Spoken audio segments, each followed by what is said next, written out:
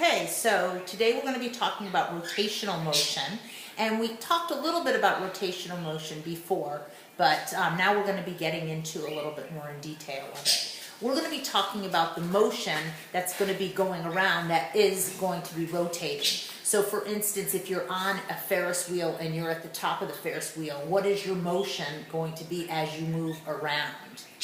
Okay, so what we're going to do is we're going to use kinematics, back to the kinematics from the beginning, to describe the motion in a rotational pattern, the same that we did in a straight path.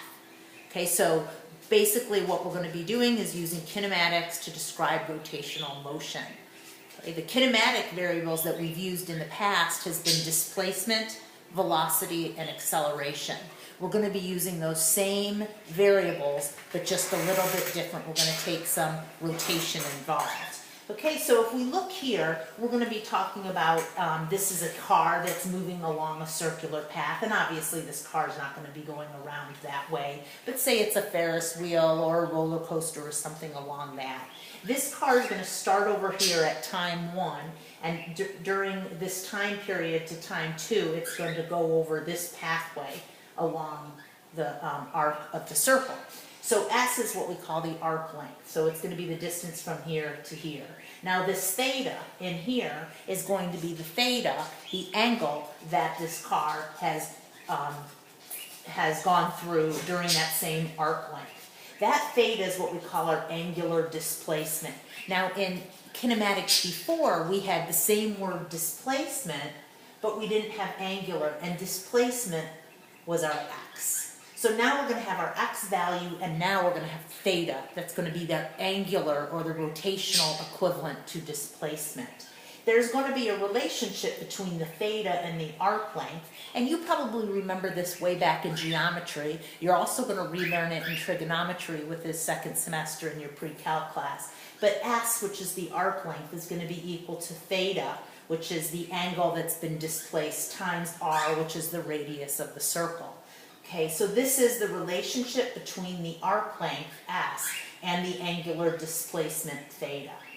Now the thing that's going to be really different here is theta is going to be measured in an SI unit called radians. We measured x in meters.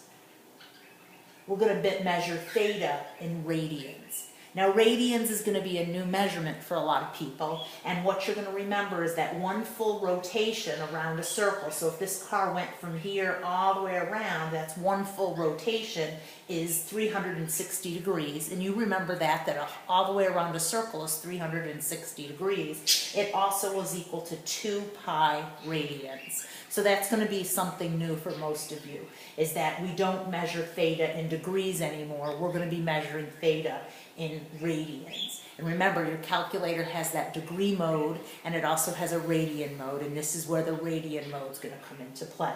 So we're going to be 2 pi radians equals 360 degrees. It also equals 1 rotation or 1 revolution. Okay, so now we're going to talk about, we were talking about angular displacement, now we're going to be talking about angular velocity, or velocity in rotational velocity. So just taking the same thing, if we remember from kinematics, we said that velocity was our change in displacement over our change in time. Well, now we're going to be talking about rotational or angular velocity. Angular velocity is going to equal the change in angular displacement over the change in time. Well, from the slide previous, we said that angular displacement is theta. There we go, is theta.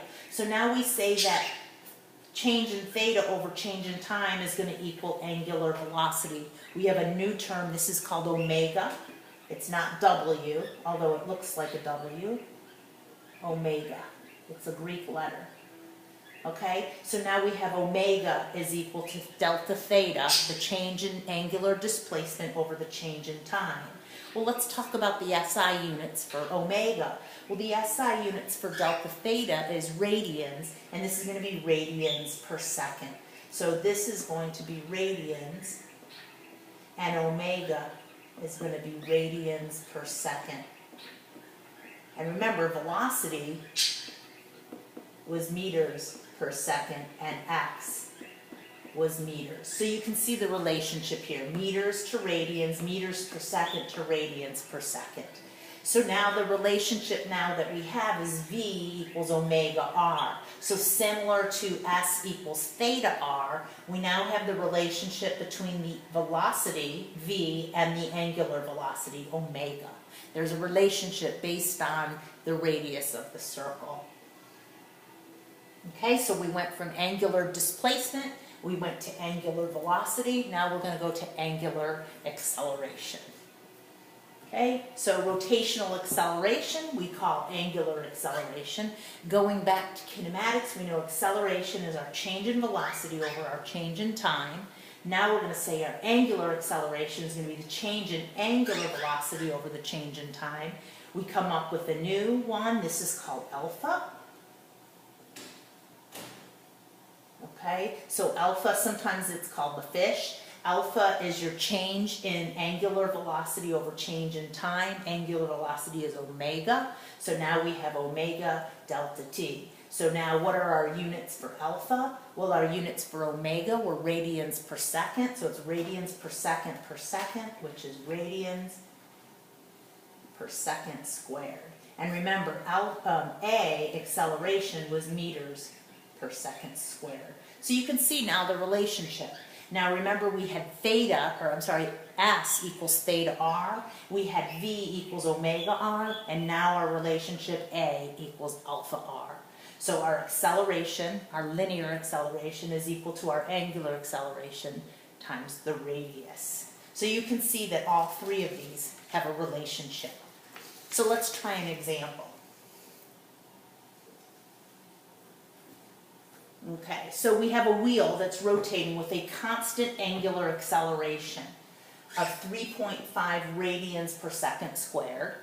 If the angular speed, which is omega, of the wheel is 2 radians per second at t equals 0 seconds, what is the angular displacement, or the theta, does the wheel rotate it in 2 seconds? We also need to find what is the angular speed at t equals 2 seconds. So what we're given here is alpha is 3.5 radians per second squared. Omega initial, because it says of the wheel is 2 radians at t equals 0, is 2 radians per second. We know that the initial time is 0, the final time is 2 seconds. We're looking for the angular displacement and what is the angular speed, omega final. So what we're going to do is we're going to use our kinematic equations. So we can go back to those same 3 kinematic equations and replace our x's with thetas, our v's with omegas, and our a's with alpha. So knowing that, we have an equation that we can use. Remember this equation, delta x equals v initial t plus 1/2 at squared. Well, now we'll change it into the rotational. So we have delta theta equals omega initial t plus 1/2 alpha t squared. Now t is time and it doesn't translate. It's always the same time. So what we're looking for is theta, which is over here. We know the omega initial, so we can plug this in. So we have 2 radians per second. The time that we're talking about is going to be 2 seconds. Plus 1/2. The alpha is 3.5 radians per second squared times t squared, which is 2 seconds squared. Okay, so if we do some equations here, right here we have 4. Now the s's will cancel out the second, so we'll have 4 radians, which is the SI unit for theta, plus we have 1/2 times 3.5 times 4, which ends up being 7 radians. So we have 4 radians plus 7 radians, and we end up with 11 radians. So we know that this wheel has rotated 11 radians during that time period. Well, now we're looking for omega final, so we can use the equation. Remember V final. Oh, my marker isn't working very well. V final equals V initial plus AT And we can go here, omega final, which is what we're looking for, is omega initial plus alpha t. This is our unknown. We know our initial is 2.0 rads per second. We know our omega, 3.5 rads per second squared, and our time is 2.0 seconds. So if we do some calculations here, we end up with 9.0 rads per second.